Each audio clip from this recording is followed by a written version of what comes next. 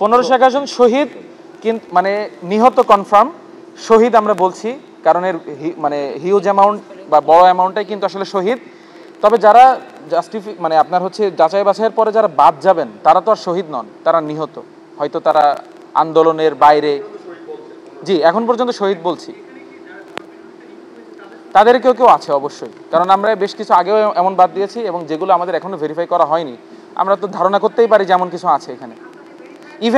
Even যারা মানে 3-4 বছর আগে মৃত, জি জি জি, এটা বাড়তে থাকবে আমাদের, কিন্তু বাড়তে মানে এই প্রসেসটা চলমান। দেখেন আমরা কিন্তু আমাদের প্রসেসটা গত 1 মাস ধরে বা তার বেশি সময় ধরে চলমান, কিন্তু আমরা এই যে নিয়মিত যে একটা প্রশ্ন করেছিলেন কেন আমরা শুধু এই সংখ্যাটাই নিয়ে আজকে প্রেস বিজ্ঞপ্তি করলাম, কারণ সারা দেশের মানুষের কাছে একটা প্রশ্ন যে আসলে শহীদদের নিয়ে আদৌ কাজ করা হচ্ছে কিনা আর তার কাজের অগ্রগতিটা আসলে কি। সো আমরা যদি অপেক্ষা করে থাকি একদম ভেরিফাইড হয়ে সব কিছু হবে তারপরে জানাবো, আপনি জনরোষটাকে আপনি কীভাবে মোকাবেলা করবেন। ফলে এই যে কাজের অগ্রগতিটা জনগণের কাছে পৌঁছানো আর আমাদের এই চ্যালেঞ্জগুলো পৌঁছানো মানুষের জন্য সুবিধা। আমি আবারও বলছি, এই প্রেস বিজ্ঞপ্তির মাধ্যমে আরেকটি বার্তা পৌঁছে দিতে চাই, যারা তথ্য সরাসরি অনেকের কাছে কিন্তু মানে এটা আছে যে দিলের ইতমিনানের কথা আছে যে আমার নামের লিস্টটা কি আদৌ আছে, থাকলে সব তথ্য কি আছে, আমাদের সঙ্গে যোগাযোগ করার চেষ্টা করছেন। যারা যোগাযোগ করছেন সেই তথ্যগুলো আমরা নিচ্ছি, কিন্তু তাদের জন্য একটা সহজ উপায় হলো যে উপজেলায় আছেন উপজেলা ইউএনের সঙ্গে যোগাযোগ করেন বা ইউএচএফ যে স্বাস্থ্য কমপ্লেক্স, উপজেলা স্বাস্থ্য কমপ্লেক্সে তার সঙ্গে যোগাযোগ করেন।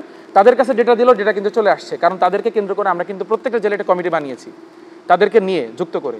ফলে এই জনগণ যদি ইউএনের কাছে যান, আপনারা যদি সংবাদ মাধ্যমে এই জিনিসটা প্রচার করেন, তথ্য দেওয়ার জন্য ইউএনের কাছে যেতে পারেন, ডিসি অফিসে যেতে পারেন, সিভিল সার্জনের কাছে যেতে পারেন, এবং আমাদের যে হচ্ছে প্রত্যেকটি জেলায় যে ছাত্র প্রতিনিধি দেওয়া হয়েছে তাদের হচ্ছে ডিটেলস আমরা হচ্ছে কন্ট্যাক্ট নাম্বার সহ আমরা পাবলিশ করে দিব, তাদের কাছে যোগাযোগ করলেও হবে।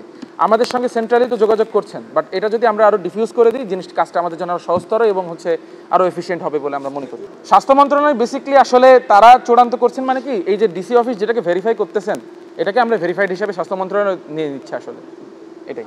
এবং স্বাস্থ্য মন্ত্রণালয় থেকে যে ডেটাটা আছে আমরা সেখানেও কিছু ডুপ্লিকেশন পাইছি, অর্থাৎ 700+800 যে ডেটাটা আছে সেখানেও ডুপ্লিকেশন আছে। এই জন্য আমরা টিম ওয়ার্কে এগুলো কাজ শুরু করছি, যাতে তো হলো ফাইনাল লিস্টটা যাতে আমরা স্বাস্থ্য মন্ত্রণালয় এটা পাবলিশ করবে, প্রশাসনিক জায়গা থেকে তারা যোগাযোগ করবে, কিন্তু ইনার সার্কেলে যে কাজটা ব্যাকগ্রাউন্ডে এগুলো ফুললি আমরা কোঅপারেটিভ করতেছি, যাতে হলো ফাইনাল লিস্টে কোনো ডুপ্লিকেশন না থাকে এবং কোনো মিস ইনফরমেশন না থাকে। সেই জায়গায় আমাদের একবারও যদি বলতে এটা সমস্যা, আমরা এটা একটু আগে আমি বলেছিলাম আপনি আসার আগে যে তালিকার ক্ষেত্রে ইন্টারন্যাশনাল কিছু নীতি রয়েছে। আমি একজনকে তালিকা দিয়ে দিলাম, পলিটিক্যাল ম্যানিপুলেশন থাকতে পারে, বিজনেস ম্যানিপুলেশন।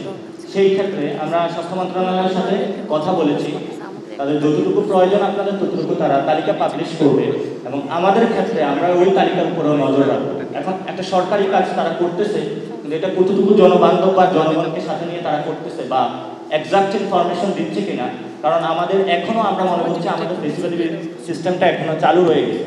তো সেখানে এখনো আমরা শুনি 71-এর যে মুক্তিযুদ্ধ সেখানে ডেটা নিয়ে অনেকগুলো থাকে, তো আমরা ওই ডেটাগুলো নিয়ে খুবই সতর্কভাবে হলো ইনা ব্যাকগ্রাউন্ডে কাজ করতেছি, যাতে স্বাস্থ্য মন্ত্রণালয়ের ওইখানেও যাতে কোনো দুর্নীতি বা ডেটা নিয়ে কোনো মিস ইনফরমেশন বা কোনো কিছু ক্রিয়েট না হয়।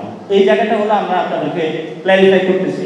সেকেন্ড হলো দেশবাসী যারা তাদের শহীদ হয়েছে এখনো আমাদের কাছে পৌঁছতে পারে নাই, আমাদের সাথে যদি তারা যোগাযোগ করে আমরা তাদের ওই জায়গাটা ভেরিফাই করে দিব এবং তাদের কন্ট্যাক্টটা রাষ্ট্রের সাথে এস্টাবলিশ করে দিব, যাতে ওই জায়গা থেকে কাজ করতে পারে। স্টেট একটা ফরমেশন, কিন্তু স্টেটের বাহিরে স্বাস্থ্য এবং স্বাস্থ্যক্ষেত্রে আহত এবং শহীদদের নিয়ে কাজ করার জন্য যে জুলাই ফাউন্ডেশন হয়েছে সেখানে আমরা তাদের সাথেও কাজ করছি। সেখানে তাদের ক্ষেত্রে কীভাবে দ্রুত গতিতে সেবাটা পৌঁছে দেওয়া যায়, হয়তো আগামীতে এই সরকার থাকবে না কিন্তু অন্য সরকার আসবে, কিন্তু জুলাই ফাউন্ডেশনের যে কাজ এবং আমাদের যে কাজ সেটা হলো চলমান থাকবে।